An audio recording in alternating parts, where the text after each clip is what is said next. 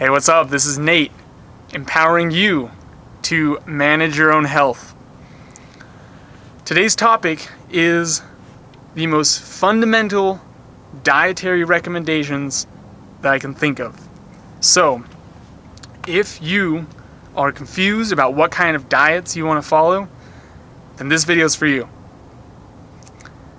If you look at any diet, okay, be it a vegetarian diet, a Paul Chek metabolic typing diet, or whoever else does metabolic typing, you look at some kind of micronutrient fasting, paleo, the list could go on and on and on. There's so many different diets out there.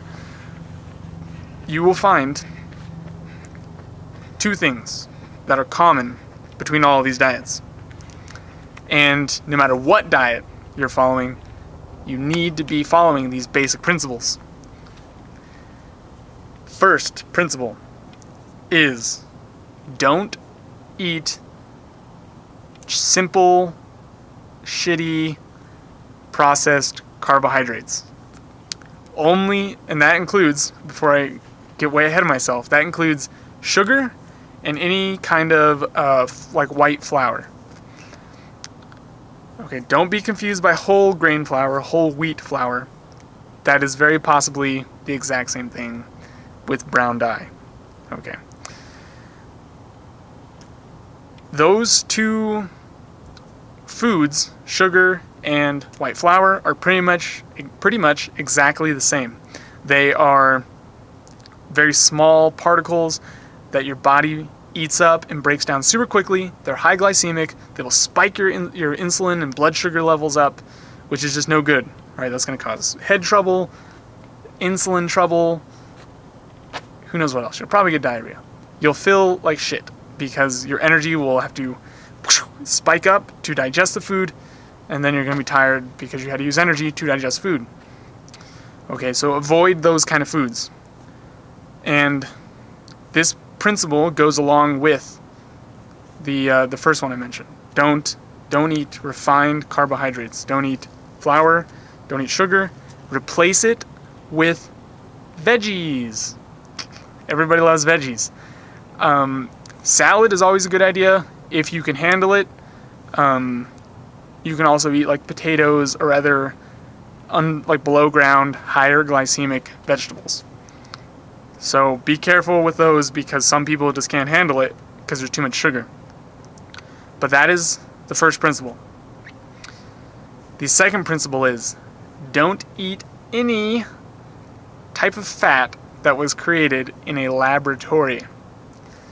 And that means that olive oil is okay because you grab an olive, you squeeze it, and oil comes out, right? You don't need a lab to do that. Saturated fat is okay because you get it out of an animal and it's there. What are some other good examples? Coconut oil? I don't know how coconut oil is made. Be careful with coconut oil. That's an interesting topic. Is coconut oil really legitimate? And those would be examples of good fats. Any kind of saturated fat like lard, tallow, ghee, butter, that's all cool. Olive oil is cool. But you have things like canola oil, corn oil, vegetable oil.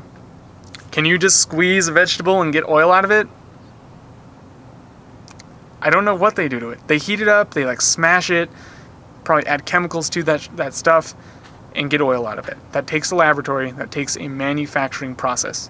So avoid corn, canola, vegetable oil.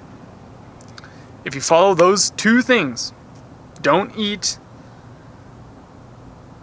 flour and too much white flour. Don't eat white flour and don't eat sugar.